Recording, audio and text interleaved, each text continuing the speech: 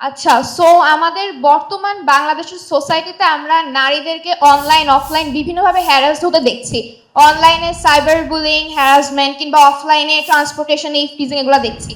এইসব ব্যাপারে যে হ্যারাসার, তাকে বেশি একটা দৃষ্টান্তমূলক কোনো শাস্তির সম্মুখীন হতে হয় না, বরং যে নারী, তাকে মোরাল পুলিশিং কিংবা রেসপন্সিবল করা হয় অধিকাংশ ক্ষেত্রে। এইসব ব্যাপারে আপনাদের চিন্তা ভাবনাটা কোথায়? Thank you so much. উনি আমাদের দেশের একটা অপসংস্কৃতির কথা তুলে ধরেছেন।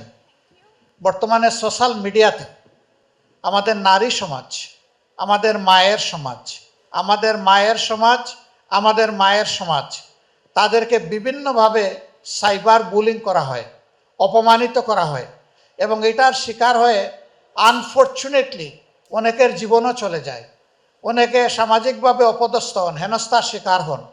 আমরা যদি সরকারে যাই তাইলে আমরা কি ব্যবস্থা নেব এই সমস্ত বিষয়? আমাদের প্রথম জায়গাটা হচ্ছে যে জাতির মাইন্ডসেটকে আমরা পরিবর্তন করার চেষ্টা করব। মানসিকতার পরিবর্তন যদি না হয় তাইলে একজন দুইজনকে এইভাবে আইনের আওতায় এনে এই অপকর্ম থেকে জাতিকে উদ্ধার করা সম্ভব নয়। কাজেই শিক্ষার জায়গাটায় আমরা গুরুত্ব দিব সবচেয়ে বেশি। এরপরে আমরা কি করব?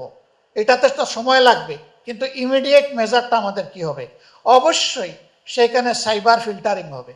যে কন্টেন্টগুলো মানুষকে ড্যামেজ করে, ক্ষতিগ্রস্ত করে, মানুষকে অপমানিত করে, সেই কন্টেন্টগুলোকে অবশ্যই ফিল্টার করে আটকে দেওয়া হবে। আমার মত প্রকাশের স্বাধীনতা মানে এটি নয় যে আমি আরেকজনকে অন্যায়ভাবে অপমানিত করব। এটার নাম স্বাধীনতা নয়, এটার নাম বাড়াবাড়ি, সীমালঙ্ঘন। ওই সীমালঙ্ঘনটুকু আটকে দেওয়া হবে।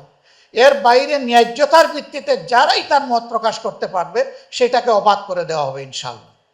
তারপরে আইনের প্রয়োগ থাকবে। এই তিন ধারায় এই বিষয়টাকে আমরা কঠোরভাবে নিয়ন্ত্রণ করব এবং আমরা আত্মবিশ্বাসী যে ইনশাআল্লাহ আমরা সাকসেসফুল হব। ধন্যবাদ আপনাকে প্রশ্ন করার।